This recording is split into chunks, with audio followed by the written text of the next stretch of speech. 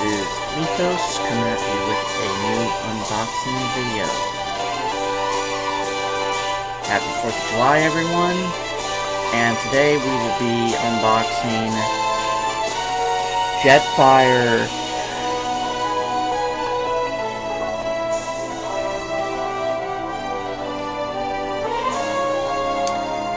This is a Voyager class, as most of the Legends collection is, or the Generations line. And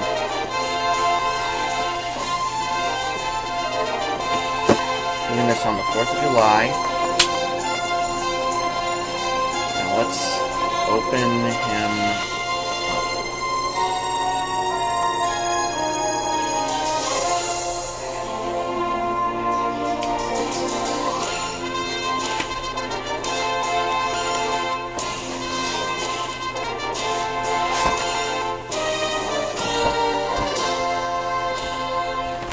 The back of the box reads that the Autobot scientist Jetfire is always looking to upgrade and improve Autobot technology. He transforms within 8 steps, and the bottom of the box shows Prowl, who, as you know, I already did a video on. Now, here's the Transformer itself. Now, unlike a lot of the Legends Generation class, he actually comes with weaponry. He comes with 2 blasters, which I think is very interesting that he does, because the other ones I unboxed did not, so I think that might have something to do with the controversial reasoning behind his origin, which, in case most of you did not know, is just a mess, because the character itself was called in the cartoon Skyfire, and if you look at the beginning of the video to the image of Jetfire on the Transformers, you'll notice he looks absolutely nothing like the toy, and that is because they had to change the cartoon design for him at the last minute and decided to call him Skyfire to avoid the legal issues that they were having at the time.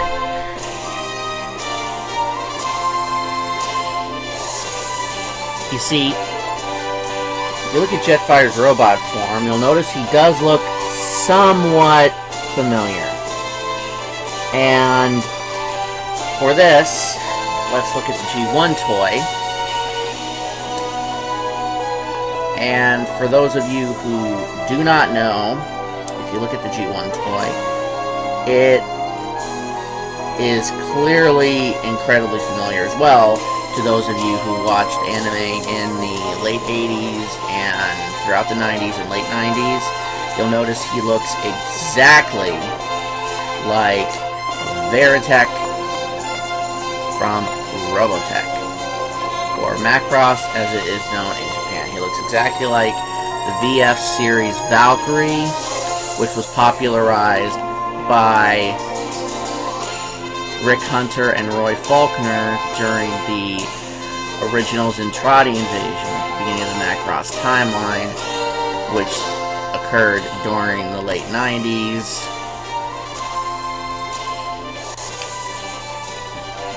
Overall, it was very odd that they chose to do this, that they went behind the back of Takara.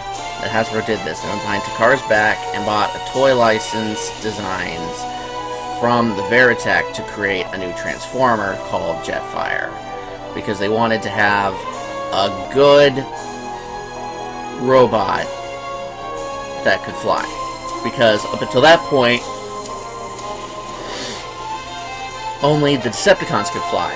So they decided to rectify this by establishing that Jetfire, a former scientist-seeker alongside Starscream, was lost during an expedition. And initially, he joined the Decepticons because of persuading from his old friend Starscream. However, at the end of the episode, he betrayed the Decepticons, realizing that what they were doing was wrong, and that Starscream was no longer the person he remembered. and he apparently sacrificed his life at the end of the episode, only to come back again later a few times, but he was never really that important following this, at least during G1. That is mostly because of the controversy surrounding the particular toy. Yeah, Hasbro was very much pushed into a corner because of this, but they really should have thought about the repercussions of taking a toy design from Takara's biggest competitor, because Takara is the one who supplied the Transformer designs. So honestly, Takara's reaction to that isn't really that surprising. Anyway, time to open this.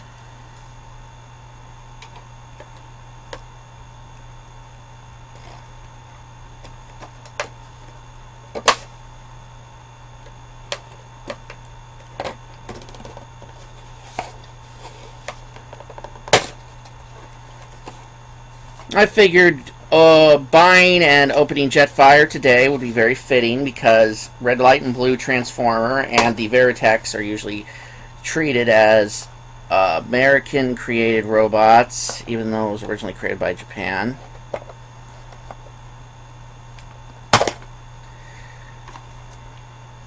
Because most of the people who are really devoted to the Robotech franchise or Macross franchise as a whole are so because of Robotech, which really popularized that particular franchise back during the beginning of the anime invasion of the late 80s, due to Harmony Gold dubbing it.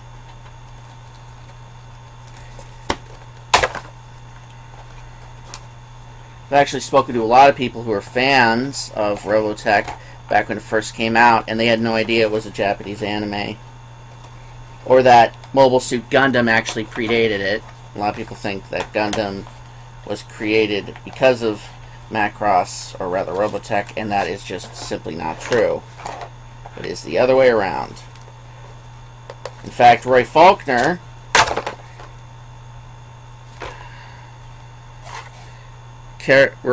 character was based off of Slayer Law from the original Gundam series. In fact, a lot of the people that worked on Macross originally worked on Gundam.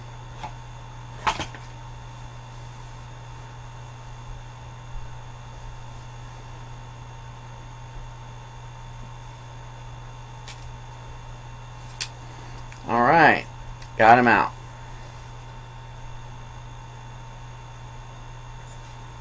Now, size-wise, he is again a Voyager class.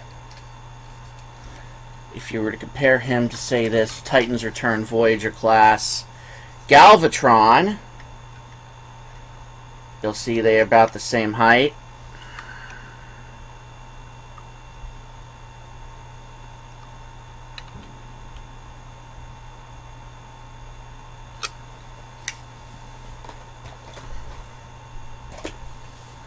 Galvatron was given to me by a very good friend.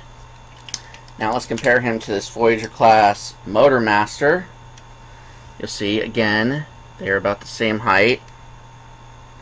Motor Master was also a gift from a friend of my older brother's.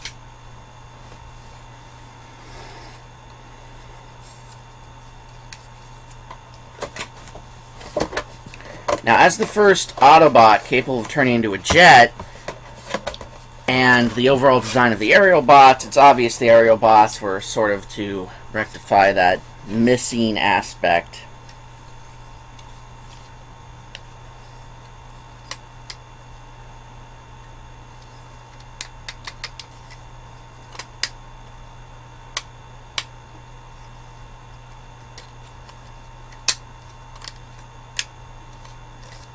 Of flying Autobots.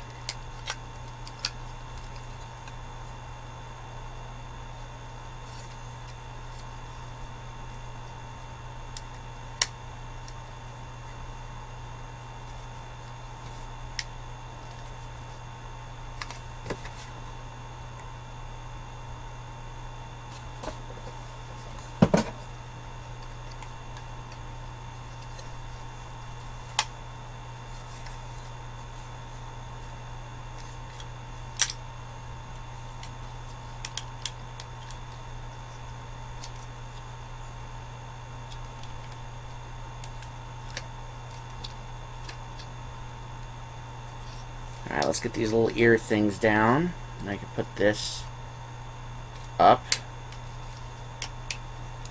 Like so. And then that comes right up. Okay.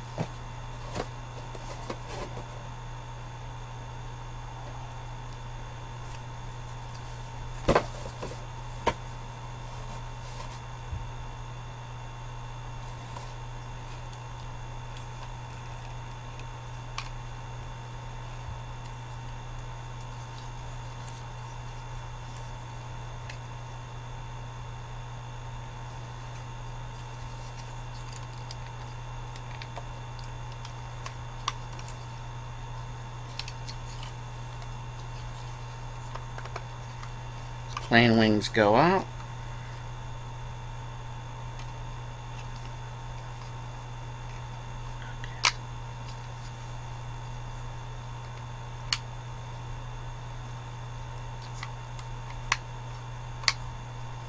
Okay.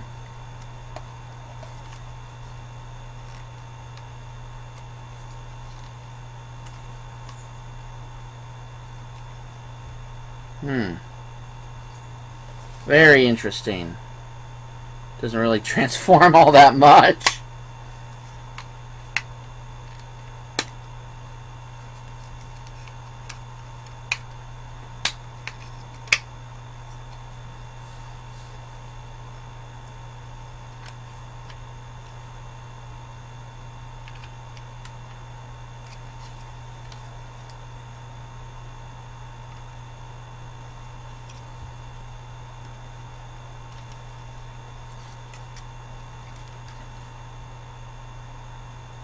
Looks good on the top, though.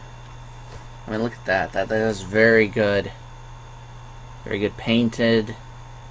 Overall design. I mean, the only issue is the kibble from the arms. But whatever.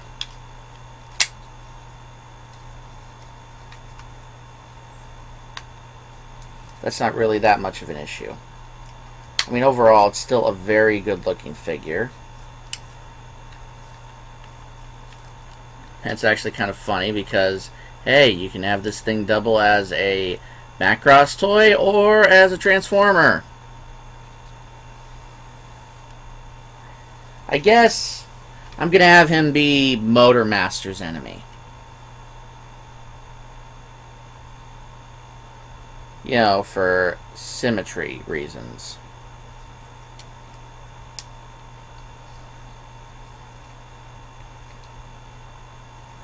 I mean, you know, it's a good toy. And it's a flying Autobot, which, you know, is, again, very rare.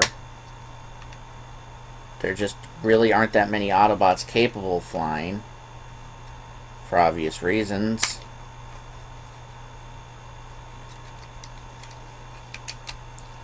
Also, here's something that is a carryover from the fact that it is actually a Macross toy, because the Macross toys have a unique sort of form to them called the Guardian mode, which is a cross in between the two. And yes, I am correct. It can indeed take on that form. You see, the Guardian modes are a cross between the plane form and the jet form.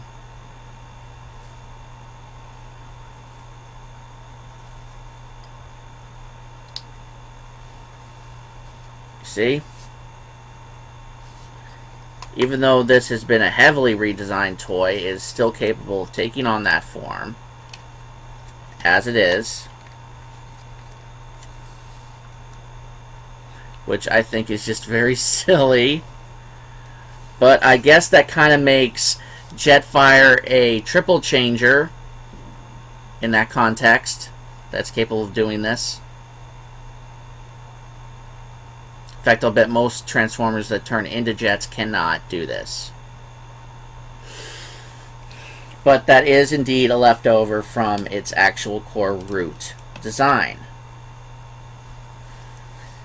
Anyway, I want to wish all of you a very happy 4th of July, and I wish the best for all of you. God bless each and every one of you, and God bless America. God bless, and good night.